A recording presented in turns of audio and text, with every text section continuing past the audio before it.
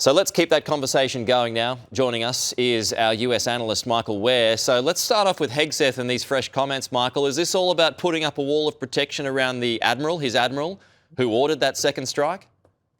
Well, one could argue that the Secretary of Defense, or under President Trump, the Secretary of War, is actually selling out that Special Forces admiral by saying, oh, I had nothing to do with it. It was all him.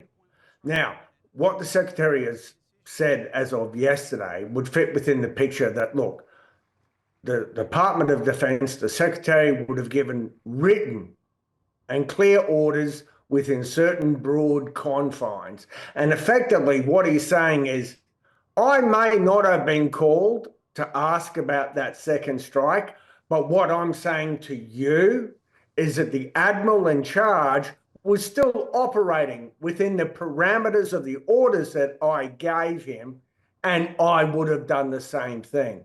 Now, that's despite Democrats on the Hill from the Armed Services Committee who say that they've reviewed footage of that second strike, and in that second strike, you can see people struggling to get back on the boat. They don't have radio comms. They don't have weapons.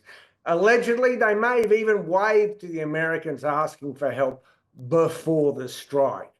And to tell you, honestly, is that the behind the scenes, what's really going on here is that there is a grander movement within the MAGA or President Trump's defense policy to put a new and much more aggressive emphasis on the Western Hemisphere, meaning South America and Central America.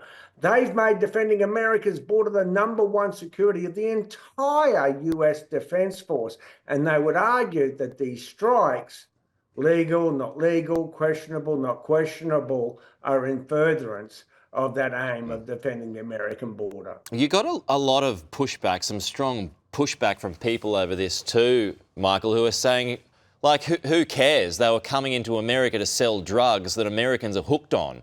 Do you think that's making much headway?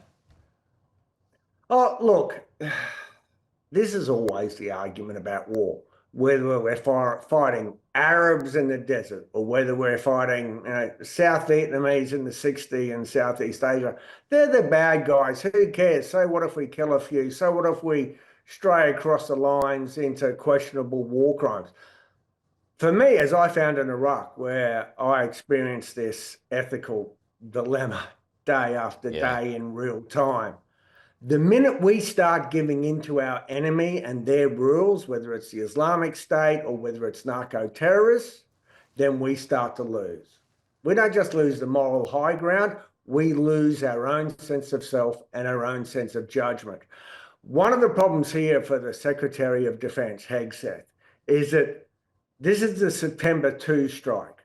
Now, it was 40 minutes between first and second strikes, as we believe. So, of course, he would have been off the phone onto something else. So, possibly, yeah, the strike was called in without his authorization. But what's the difference between that strike and a strike 6 weeks later in the Pacific coast of Colombia, where we did see some survivors? We went in, we rescued them, and then, without detaining them as potential narco traffickers, we returned them to their home countries. What happened in those 6 weeks? But the bigger point is that all of this is a broader reflection. These are the piercing points, the tip of the spear of a broader Trump shift towards South America and Latin America. Does that cost us in Asia? We'll see. But I mean, if these cartels are designated as terror groups or terror organisations, then I mean that's cover, isn't it, to take them out in boats, because then they'd be regarded as terrorists. No. No. No. It's either murder or it's a war crime. Even against terrorists, we follow the laws of war. We follow our own rules of engagement. There's the uniform code of military law. And no matter how you look at it, just because you call them terrorists, narco-terrorists, whether you call them anything, any enemy who is defenseless, who's potentially surrendering, who no longer poses a threat, you can't just execute them. Okay. Michael, we will leave it there. Good to see you though, as always. We'll chat to you again next week.